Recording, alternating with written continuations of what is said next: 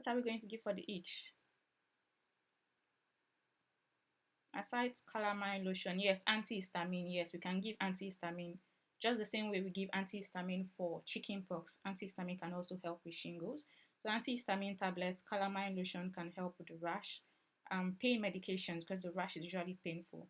However, some patients who are elderly or immunocompromised or pregnant might need antiviral medication. So for such patients, we can give acyclovir. So what's the dose of acyclovir for shingles? What's the dose of acyclovir for shingles?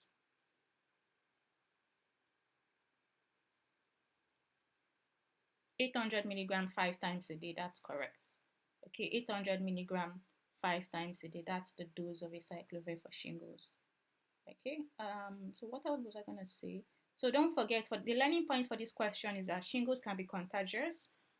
Um, However, once the rash has dried out, once the rash has crusted over, it's no longer contagious. So this applies to chickenpox as well. Okay, so now for chickenpox, what analgesic should not be used for chickenpox? What analgesic medication should not be used for chickenpox? What analgesic medication should not be used for chickenpox?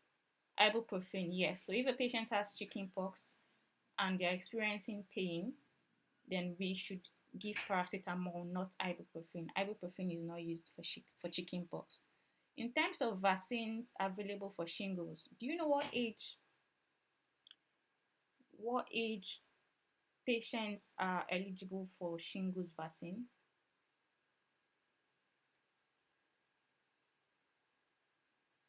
From what age are patients eligible for shingles vaccine? So CK said 65, that's correct. Okay, so from age 65, okay, there's a catch-up program for those between 70 to 79 for those who didn't have the vaccine. But from age 65, patients are eligible for shingles vaccine. So what have we learned today? We said shingles is caused by varicella zoster virus, just the same virus that causes chickenpox. We've also learned that shingles cannot be transmitted from one person to another. However, for patients who have not had chickenpox, a patient with shingles can transmit the virus and cause chickenpox in someone who is not immune. Okay, so we've learned that shingles can be treated over the counter with pain medications because of the pain and can also be treated with antihistamines because of the itch. However, for patients who are immunocompromised or patients who are elderly, if there's facial involvement, then such patients will require acyclovir medication that can be given via pharmacy first or via referral to the GP. Dose of acyclovir is 800 milligram 5 times a day. Okay, 800 milligram 5 times a day.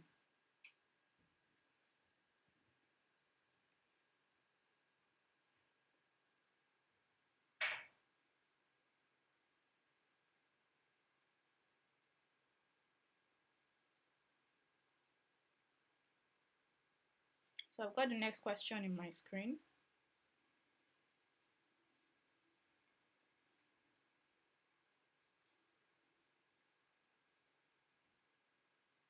So the shingles vaccine is one off. It's not every year like flu vaccination. It's 2 doses.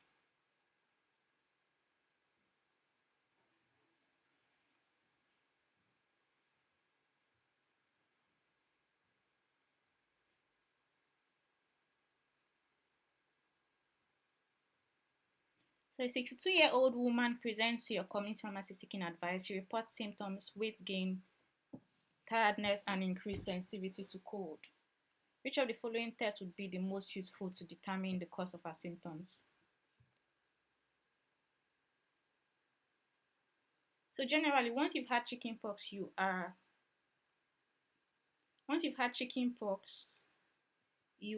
immune.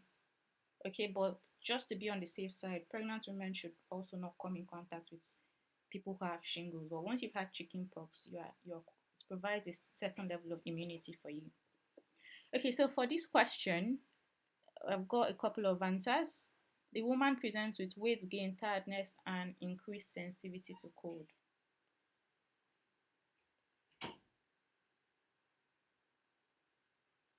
Thyroid function test is correct, okay? Thyroid function test. So what symptom is this patient experiencing? Is it hypo or hyperthyroidism? Hypothyroidism. So everybody agrees that this is hypothyroidism, right? So with hypothyroidism, what hormones are high? Which of the hormones would be high in hypothyroidism and which would be low?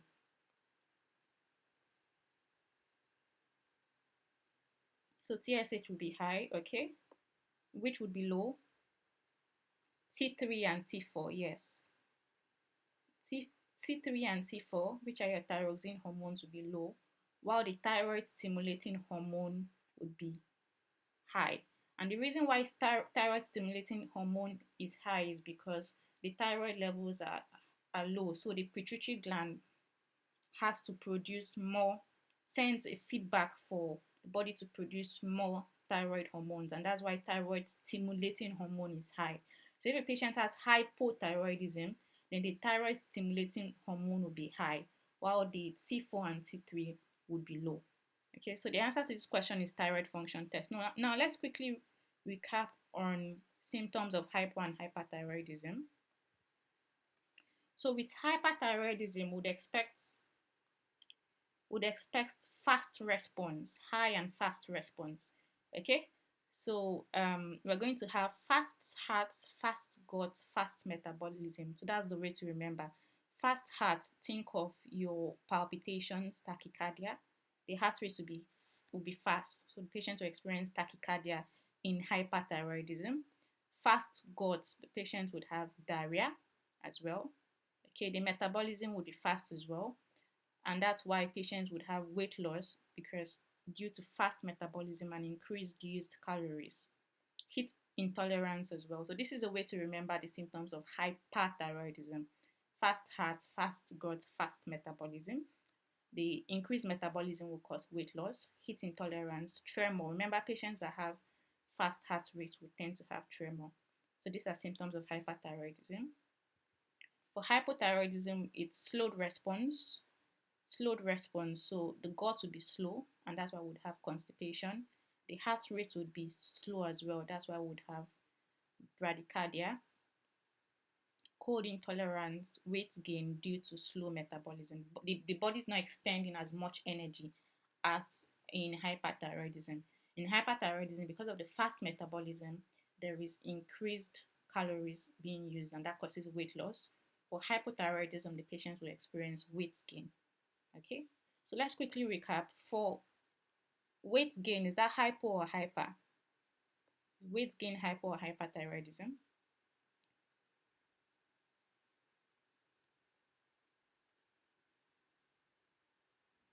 Yes, weight gain is hypothyroidism. Remember, we said hypothyroidism, less calories are being burned, so the patient has weight gain. Tremor, is tremor hypo or hyper? Tremor is hyper, just like fast heart. So the patient has palpitations, tachycardia, tremor. Constipation, is that hypo or hyper? Due to the slowed gut movements, so constipation is hypo. Heat intolerance, is hyper. Cold intolerance is hypo. Palpitations,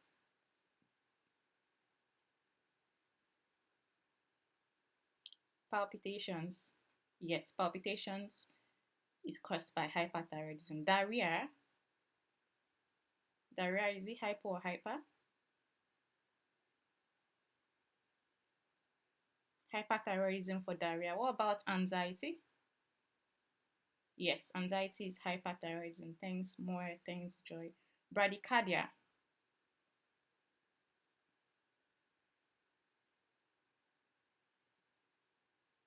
Bradycardia is hypothyroidism. What about weight loss? Hyperthyroidism. All right, that's fine. Next question.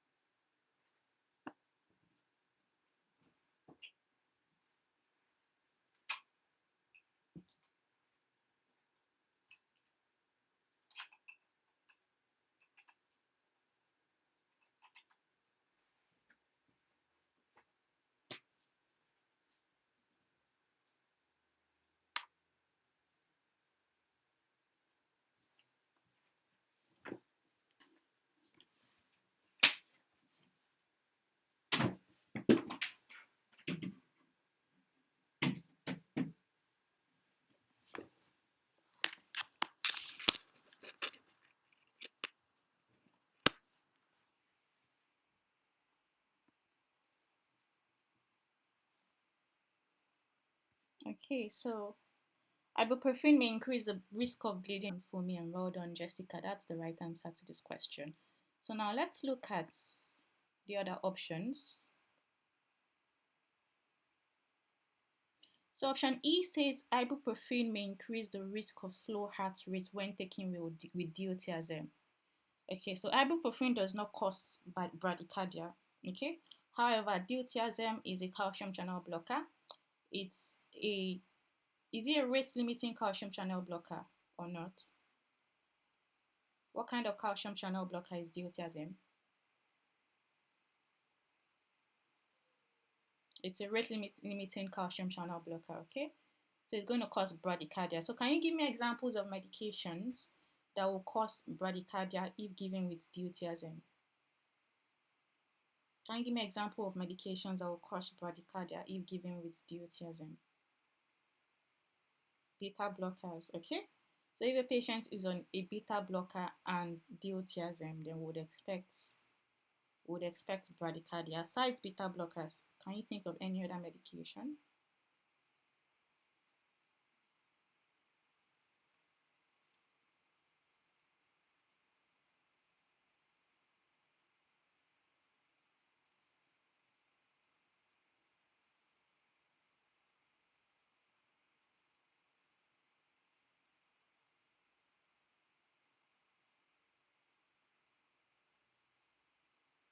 So this patient is on carvedilol, patient is on diltiazem and digoxin. What do you think this patient is on these medications for? What can you think of now for the patient is on carvedilol, digoxin and diltiazem? What condition do you think?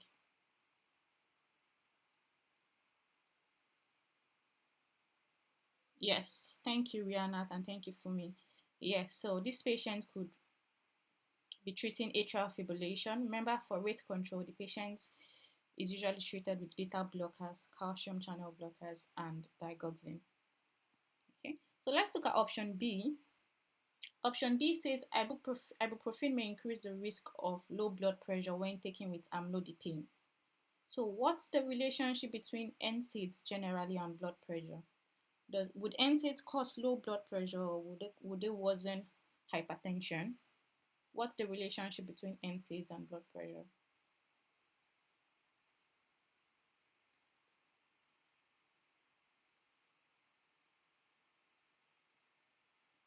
What's the relationship between NSAIDs and blood pressure? Can NSAIDs be used in patients who have got hypertension?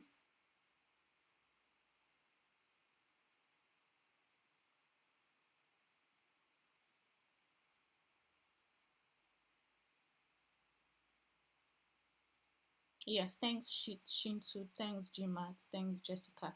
So NSAIDs are not usually recommended in patients who have got high blood pressure. Why? Because they cause reduced prostaglandins, they cause reduced renal blood flow. Okay, they act on the arterioles of the kidney and they cause reduced renal blood flow. So that way they cause sodium and water retention, and that could cause increased blood pressure. Okay, so anytime you're looking to sell ibuprofen or any NSAID on over the counter, these are the questions you should be asking. If a patient has got hypertension, then and their hypertension is not well controlled, then NSAIDs should not be used because they can worsen hypertension. How? By acting on the arterioles, okay, reducing renal blood flow and thereby causing increased sodium retention, thereby worsening hypertension. Which other medication acts like this? Which other medication could also act on the kidneys?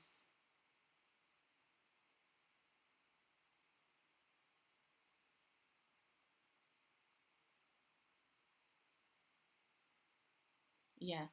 Which other medication could also inhibit renal blood flow? That's the question I was going to ask.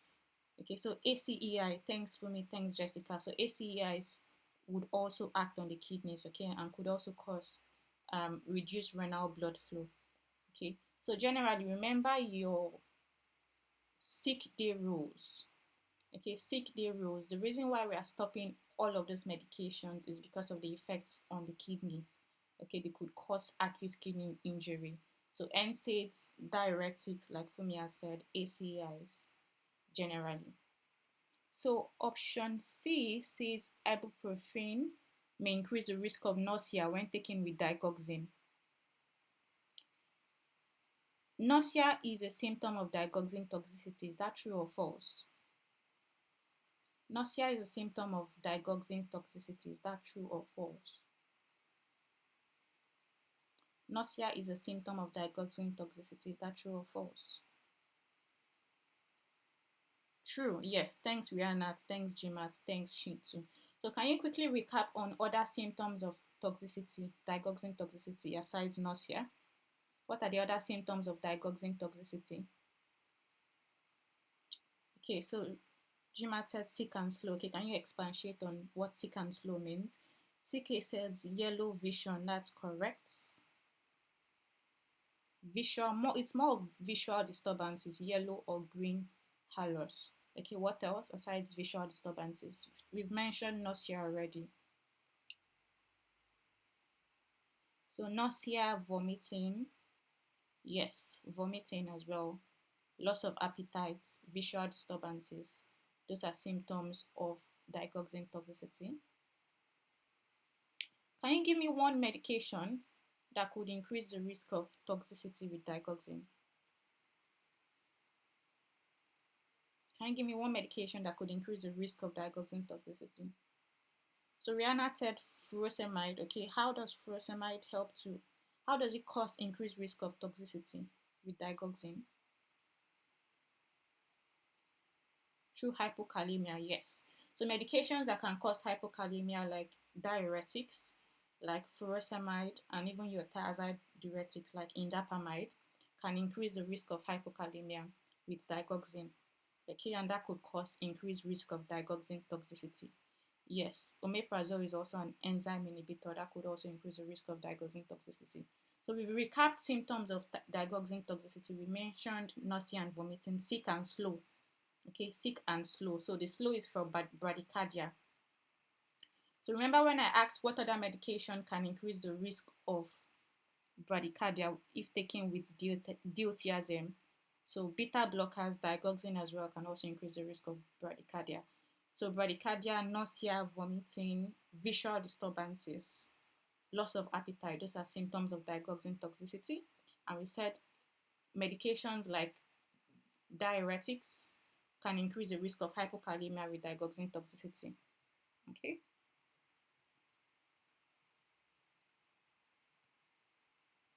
Option D says respiratory depression when taken with carvedilol. Not really. What medication can actually cause respiratory depression? What medications can cause respiratory depression? Moore said opioids. That's correct. Opioids can definitely cause respiratory depression. Okay, what else? Pregabalin. That's correct. Thank you, Rihanna. Benzodiazepines, gabapentin. So your opioids, your benzodiazepines, gabapentin can cause respiratory depression. Okay. So these patients should not take ibuprofen because the patient is on apixaban.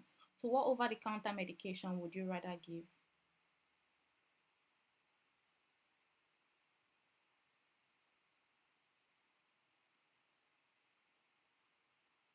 Okay, paracetamol. Thank you, Rihanna. Paracetamol can be given. Okay. Topical analgesics can also be given, but I mean the safest is paracetamol. Topical analgesics would have lower systemic absorption. They have a lower risk, but it should still be used with caution. So we've mentioned NSAIDs. We've talked about how NSAIDs should be used with caution in patients with uncontrolled hypertension. Codeine is fine for this patient. Yeah, you can give cocodamol, but obviously you want to start with something a lower kind of analgesic. So paracetamol is better. And this patient is 70-year-old. You don't want to give anything that would increase the risk of drowsiness and increase the risk of falls with the patient.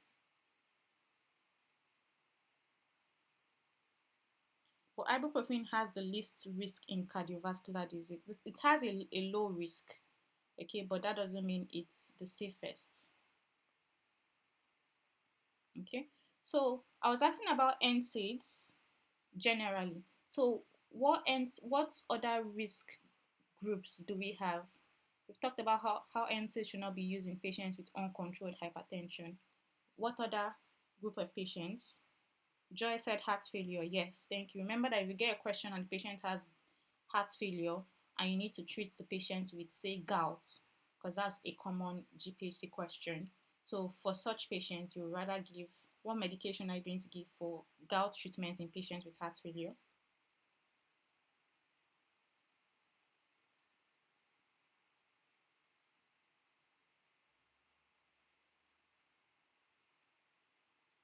For acute treatment now, not chronic treatment, for acute treatment. Heart failure, chronic kidney disease as well. Okay, so I'm moving on to the next question. A regular patient takes clarithromycin and atorvastatin. What is the most likely effect of this interaction?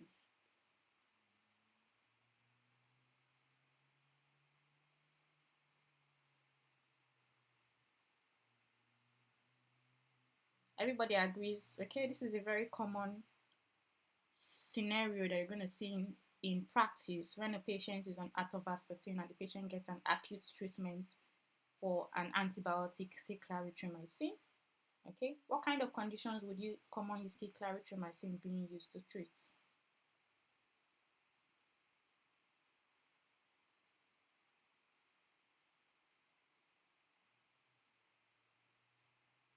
What kind of conditions would you see clarithromycin being used to treat? It could be a chest infection, yes, it could be a respiratory tract infection.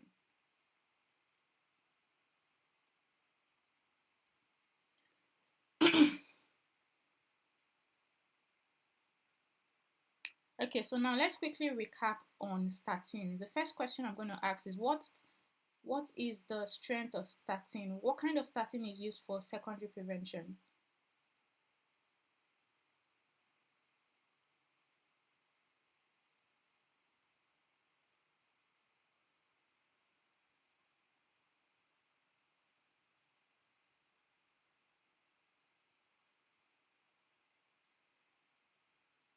Eighty milligram, thank you. 80 milligram atorvastatin for secondary prevention. And when we say secondary prevention, we mean that a patient has had an established condition, say myocardial infarction or heart failure. Okay, so for such patients, 80 milligram atorvastatin, and for primary prevention, 20 milligram atorvastatin.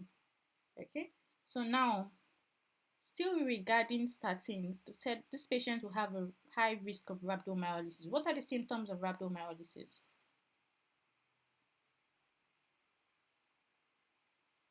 What are the symptoms of rhabdomyolysis? Severe muscle pain, okay? What else? What's the difference between rhabdomyolysis and myopathy? Which is more severe?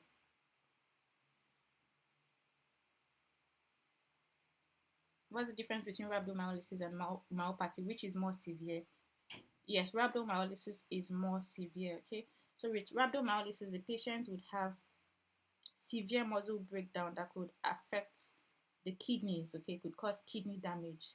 So symptoms are severe muscle pain. The patient could also have other symptoms like dark colored urine, okay, weakness, general body pain. Those are the symptoms of rhabdomyolysis. So now let's quickly revise capped doses. Simvastatin has a capped dose of 20 milligram with what medications? Can you give me examples of medications that simvastatin must be capped at 20 milligram with?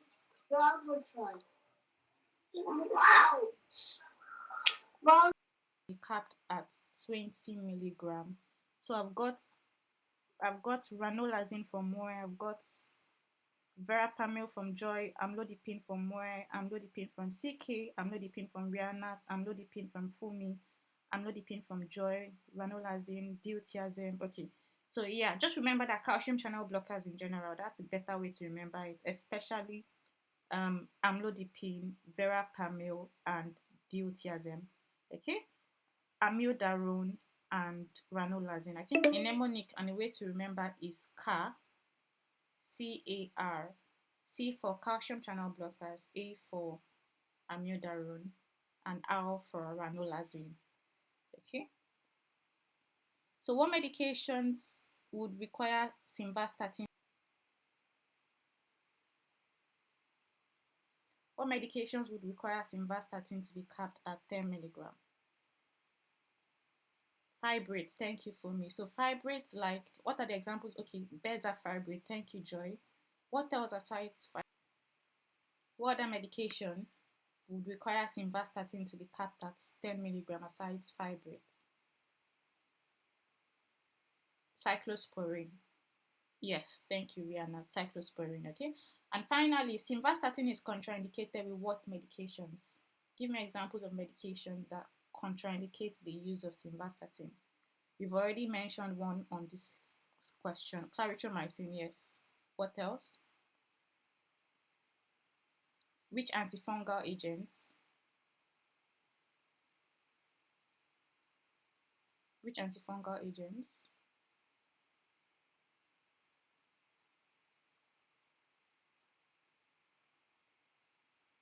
Yeah, antifungal agents like azo antifungals, yes. Okay, so let's quickly recap on monitoring requirement. The call will end in 15 minutes. So monitoring requirements, can you give me examples of parameters that will need to be monitored for patients on statins? Can you give me examples of parameters that will need to be monitored on patients on statins?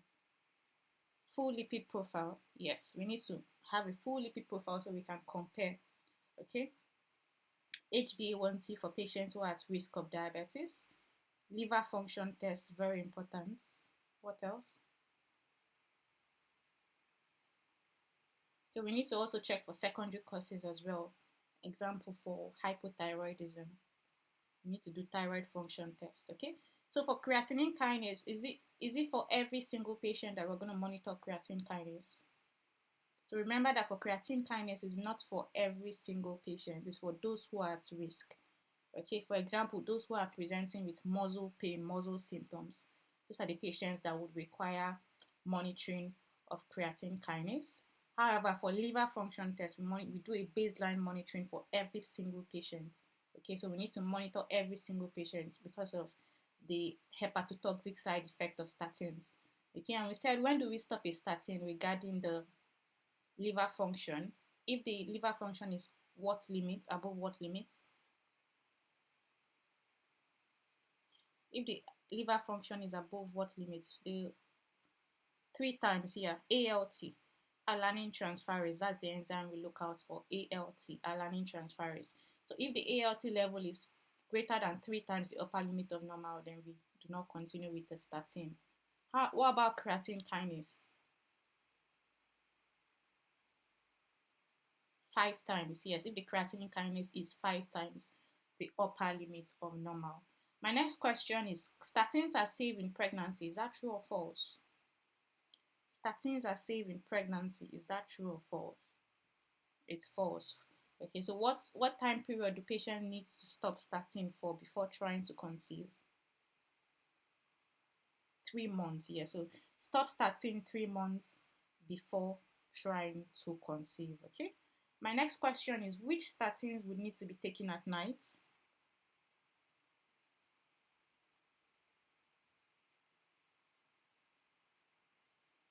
Simvastatin needs to be taken at night.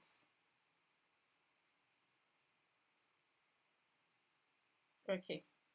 Simvastatin, fluvastatin, and pravastatin. So for atorvastatin and rosuvastatin, they can be taken at any time of the day. Okay, so I'm going to do one more question and then we would call it a day for today's session. A 51-year-old woman presents with vasomotor symptoms of the menopause, including night sweats and hot flushes. She has a BMI of 34 and her last menstrual period was 9 months ago. Which of the following is the most appropriate form of hormone replacement therapy for this patient? A, B, C, D, or E? 51-year-old woman presents with vasomotor symptoms of the menopause, including night sweats and hot flushes. She has a BMI of 34 and her last menstrual period was 9 months ago. Which of the following is the most appropriate form of hormone replacement therapy for this patient? A, B, C, D, or E? And when you give your answer, can you just state your reason as well?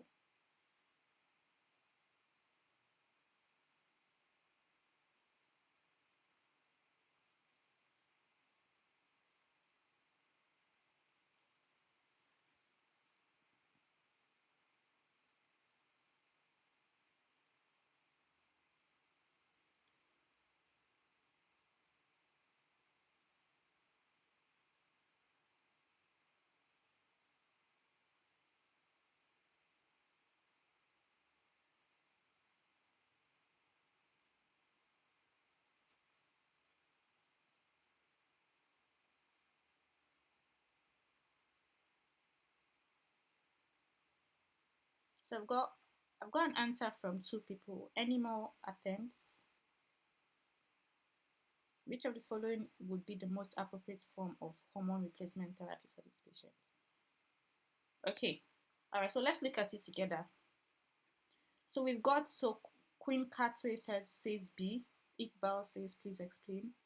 GMAT says B. Okay. I would just like to establish a few things from this question. We've got two types of HRT regimens. Okay. It could be cyclical and it could be continuous. Okay. So cyclical replacement therapy is when we give estrogen every day and progestogen is given as part of just for part of the month. Okay, that's why it's cyclical compared to continuous. So with continuous, estrogen and progestogen is given every single day. However, with cyclical, progestogen is only added for some days, okay, for part of the month, not every single day. Now, the difference is that with cyclical regimen, what you need to remember is that it's preferred in patients who are perimenopausal. Cyclical regimen is preferred in women who are perimenopausal. Okay, and that's because women who are perimenopausal would they still have withdrawal bleed. So just like GMAT said, less than 12 months last since their last period. So she's not this patient is not in an established menopausal period because she had a period 9 months ago. So we can say she's still in a perimenopausal stage.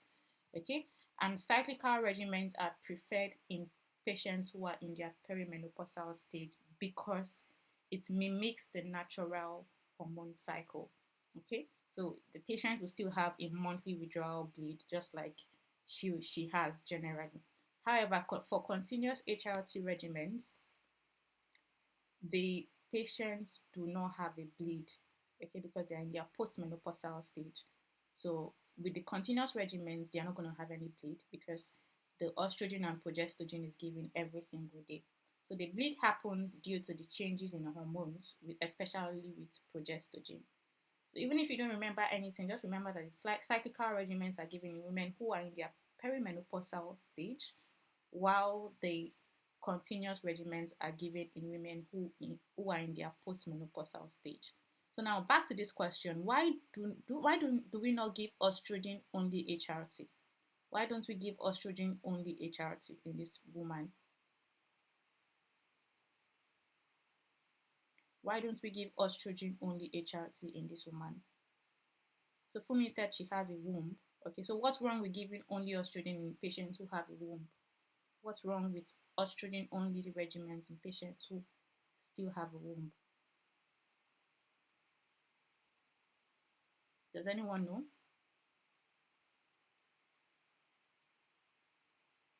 Yes. Okay, so we don't give estrogen only because of the risk of estrogen causing endometrial cancer. So progestogen actually helps to protect. So remember progestogen for protect. Progestogen helps to protect against endometrial cancer. So women who still have an endometrium, we do not give them estrogen alone. We give them estrogen in combination with progestogen. Okay. So my final question now is why do we not give her a cyclical combined HRT tablet? Why does it have to be the patches?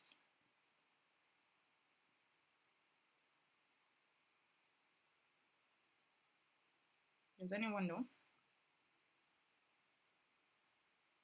We've got adherence. Well, I'm looking for another reason. Why don't we give her the tablets? So Shinzu said high BMI. So what's wrong with high BMI? What's wrong with giving a woman with a high BMI the tablets? Why do we prefer? Yes, thank you, Shinsu. Okay, so um, HRT generally have quite a number of risks. Okay, one of them is the risk of causing some certain form of cancers. We've talked about estrogen alone causing cancer and breast cancer. Sorry, endometrial cancer. Estrogen only HRT causes endometrial cancer. Okay, and progesterone helps to protect against endometrial cancer. Another issue with HRTs is their risk of venous thromboembolism. Okay, HRTs can increase a patient's risk of venous thromboembolism, and for patients who are at high risk, such as this woman, she has a BMI of 34, so her risk of VTE is quite high. So for her, we need to give her something that has a lower risk, and that's where the patches comes into play. The patches have a lower risk of causing VTE because they do not go through first pass metabolism, so they have a lower risk. Okay, so learning points from this question: first of all, women who the cyclical regimen is preferred for women who are in their perimenopause. Okay, while the continuous regimen is preferred in women who are in their for women who are in their postmenopausal period. That's one. Two, estrogen only HRT should not be used if the woman still has a womb because of the risk of causing endometrial cancer. Okay, and also, like we've learned now, the tablets have a higher risk of causing venous thromboembolism. So for such patients, we would rather give the patches. That's why the preferred option in this question is option B. So we're going to end the section here today, and we would continue in. Um, I'm looking to hold another session on Saturday, hopefully. The session will be just a short session as well, but it's going to start with a quiz. So we're going to do a quick quiz, and the quiz is going to consist of what we've learned today: HRT, shingles, atrial fibrillation, and all that we've learned today. So it's important that you revise what we've learned today before the session on Saturday. And it's just going to be a short session, a quick quiz, and some more revision points. Okay, so hope everyone found this session useful. If you know anyone sitting the exams in June, please send them the group link so they can also be part of the free sessions. When you say week-long sessions, I'm not sure what you mean. I usually have the very intensive sessions close to the exams. So that will be closer to the exams right now.